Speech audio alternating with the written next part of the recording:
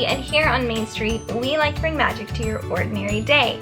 We're going to bring you Disney tips for your next vacation, how to experience the magic of Disney at home, and we're also going to share stories of inspiring people we hope will inspire you to make your own magic as well. So grab your Mickey ears and take a walk with us down Main Street, USA. Before we get started, we're going to cover Disney stuff that's happened in the month of May. And next week we'll cover stuff that's going to happen in June because we are coming up to the end of our season 1 of Inform to Inspire. I will still be doing YouTube videos every now and then once a week. I haven't decided exactly to keep it on Mondays or maybe just switch it to Tuesdays. Either way, there will still be videos during the summer, but I'm going to be starting my summer semester, so I want to make sure that I don't do one poorly, and I don't want the podcast to suffer, I don't want my school to suffer, so I'm just going to stick with YouTube. It's easier for me just to do the videos because the videos are going to be mainly daily vlogs and quick little snippets of our Run Disney progress. So,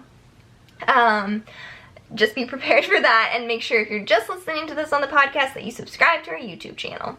So, here's what's happened in the Disney worlds in the month of May. At the Disney parks, masks are no longer required for outdoor pictures or outdoors at all, so that's exciting. Disneyland reopened. Walt Disney World's Animal Kingdom welcomed a new baby boy zebra, and that's adorable. Animal Kingdom also welcomed back the Festival of the Lion King. It is a different version. The birds don't fly and the jumping monkeys aren't there anymore, but it's still magical. I've heard people say it's just as magical as it was. Disney celebrated halfway to Halloween, which is crazy to think that it's already halfway to Halloween. They celebrated that in the parks and online, giving us a teaser for a new show coming to Disney Plus, where the Muppets explore the Haunted Mansions across the Disney parks. So that means all of the, not just like at Walt Disney World or Disneyland, but across the other foreign Disney parks.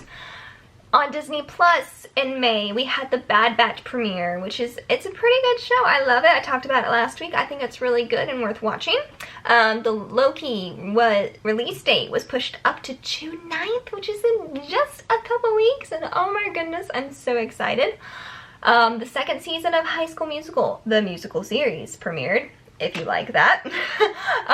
More X-Men movies arrived on Disney Plus, and the Jungle Cruise was announced to be coming in this summer, so that's super exciting.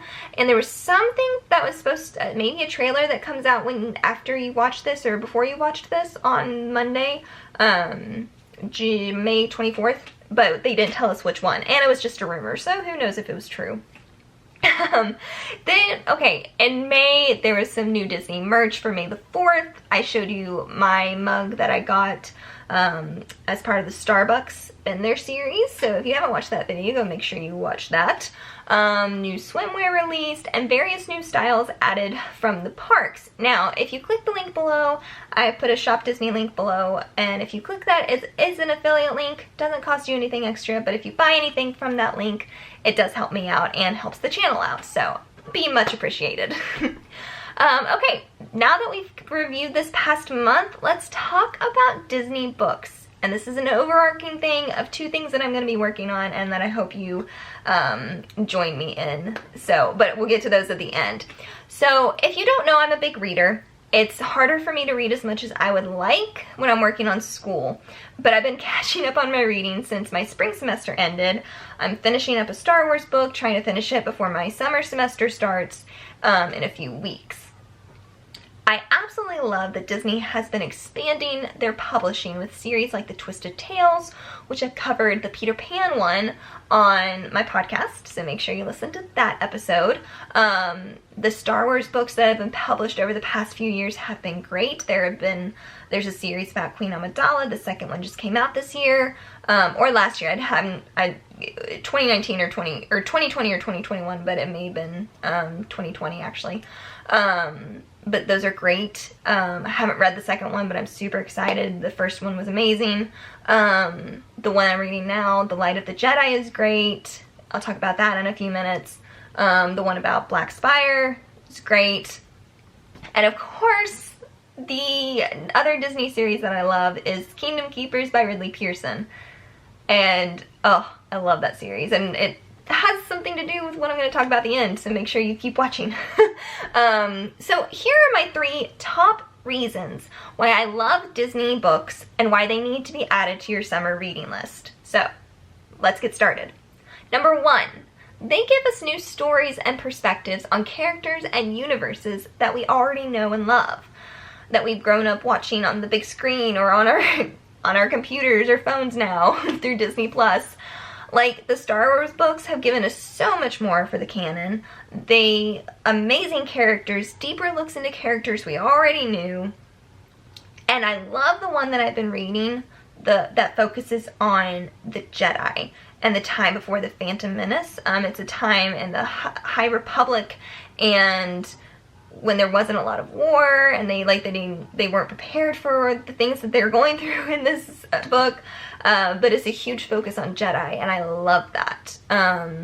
It's very interesting because it's from a Star Wars point that we haven't really heard a lot about. The Twisted Tales are great because they give us a different look at known characters.